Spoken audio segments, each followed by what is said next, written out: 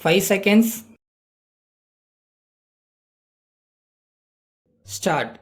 தமிழ்நாட்டில் போக்குவரத்து வசதிகள் குறித்த கருத்தரங்கில் மாண்புமிகு தரைவழி போக்குவரத்து துறை அமைச்சர் அவர்கள் ஆற்றிய உரையாவது: நண்பர்களே, போக்குவரத்து வசதிகள் குறித்த இந்த கருத்தரங்கில் உங்களோடு கலந்துரையாடும் வாய்ப்பினை பெற்றமைக்காக மகிழ்ச்சி அடைகிறேன்.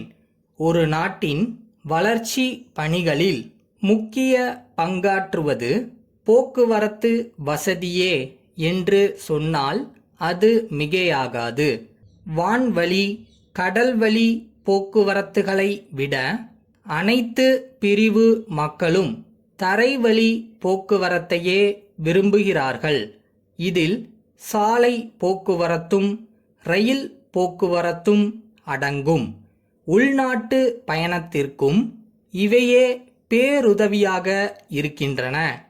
குறைந்த தூர இடங்களுக்கும் சிற்றூர்களுக்கும் சென்று வர மக்கள் பேருந்து பயணத்தை மேற்கொள்கிறார்கள். சரக்குகளை எடுத்துச் செல்ல லாரிகள் பயன்படுத்தப்படுகின்றன. தமிழ்நாட்டில் சாலை அமைப்புகள் நல்ல முறையில் இருப்பதால் சாலை போக்குவரத்து சிறப்பான இடத்தை பெற்றுள்ளது என்பதை தெரிவித்துக் கொள்கிறேன். உள்நாட்டில் நீண்ட தூர பயணத்திற்கு ரயில் போக்குவரத்து முக்கிய பங்காற்றுகிறது. அதிகமான வளைவுகளோ மேடு பள்ளங்களோ இல்லாமல் சீரான இயக்கம் இருப்பதால் வயோதிகர்கள், நோயாளிகள், பெண்கள், குழந்தைகள் ஆகியோருக்கு இதுவே ஆரோக்கியமான பயணமாக அமைகிறது. மேலும் ரயிலில் தூங்கும் வசதியும் கழிப்பிட வசதியும் இருப்பதால் மக்கள் ரயில் பயணத்தையே பெரிதும் விரும்புகிறார்கள்.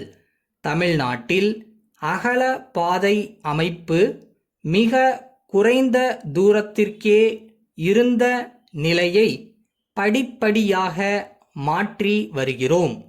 ரயிலின் வேகத்தை அதிகரிக்கவும் சரக்கு போக்குவரத்தை அதிகப்படுத்தி வாணிபத்தை பெருக்கவும் அகல பாதை அமைப்பு பேருதவியாக இருக்கும்.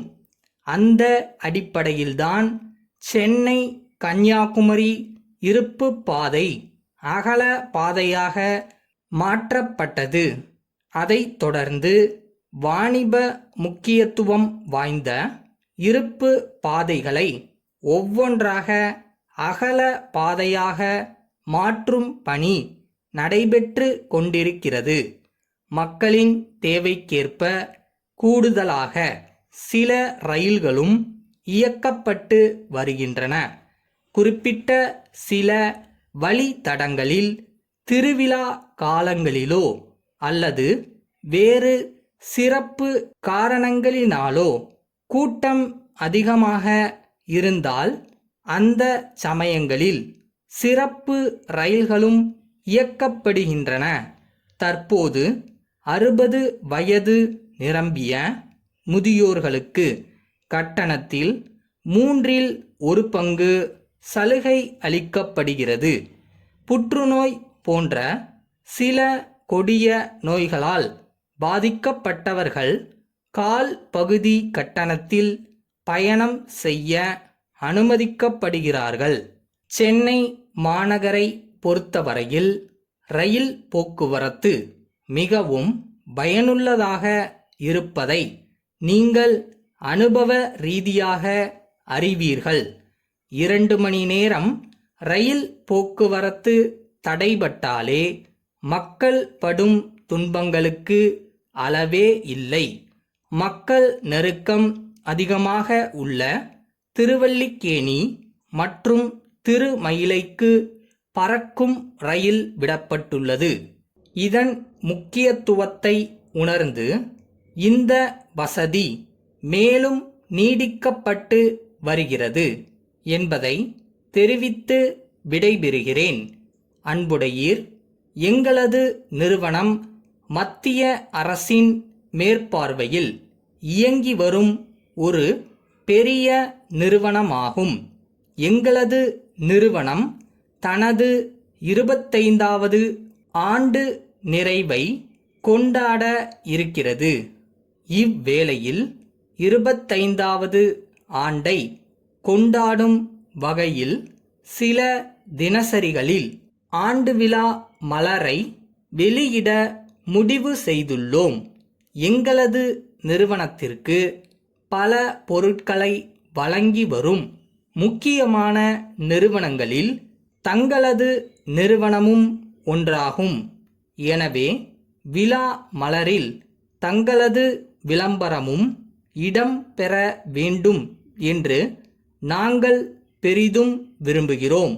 எனவே அதற்குரிய விபரங்களையும் கட்டண விகிதங்களையும் இத்துடன் இணைத்துள்ளோம்.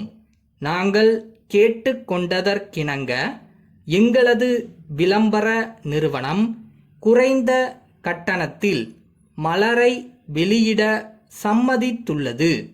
எனவே தங்களது விளம்பரத்தை நேரடியாக எங்களுக்கு அனுப்பி வைப்பதே சிறந்தது.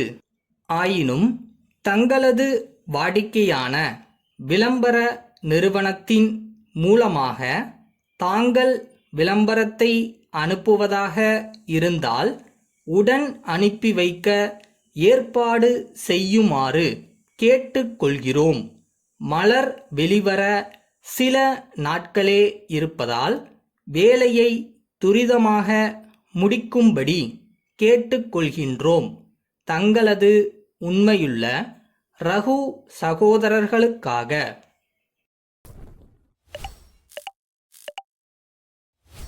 கையில் இன்னைக்கு கேண்டில் இருக்கா? 10 அடி தெரியுதா? நடந்துருவோம். போகிற வரைக்கும் போயிட்டே இருப்போம். அந்த ஜேர்னியும் ஒரு சந்தோஷம் தானே.